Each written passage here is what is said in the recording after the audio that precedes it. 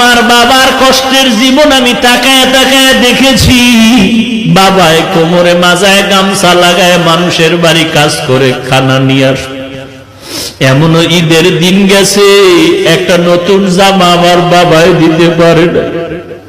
মাঝে মাঝে তাকায় দেখতাম আমার মায়ের কাছে বাবায় বসে বসে কান্না করে। আমি বলতাম, রে ও মা, বাবায় কেন কাঁদলো? মা বলতো, তোরে একটা জামা দিতে পারে নাই, দুঃখে তোর বাবায় কান্না করেছে। এমন কষ্টের জীবন পাড়ায়া তোমার ঘরে আসছি। দানির কারি সাহেব আজকে আল্লাহর কাছে দোয়া করে গেলেন, কিন্তু দেখে যেতে পারলেন না যে হাফিজুর রহমান কেমন হয়ে গেল। আমার হাত আর তার হাত এক জায়গায় নিয়ে এইভাবে উঠায়া উজানি বৈশা ঘরে বৈশা দোয়া করতেন, আল্লাহ আমার হাতের সাথে ওর হাতটাও তুমি কবুল করে নাও। আমি চাইও ভালো একজন আলেম হবে আর একটা বড় মাদ্রাসা করবে।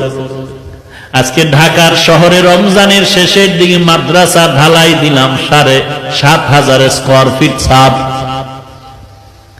মাদ্রাসা চলতেছে, কিন্তু কারি সাহেব দেখে যেতে পারলেন না সেই দোয়ার মাদ্রাসা। আমার বাবা মা জীবনে ভালো এলেম অর্জন করতে পারেনি, মাদ্রাসায় পড়তে পারেনি।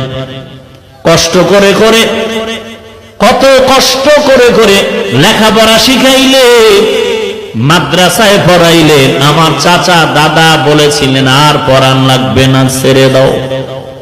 আমার বাবা যদি ঠান্ডা হয়ে যাইতেন, খোদার কসম এই পথে আর আসার কোন সৌভাগ্য হতো না।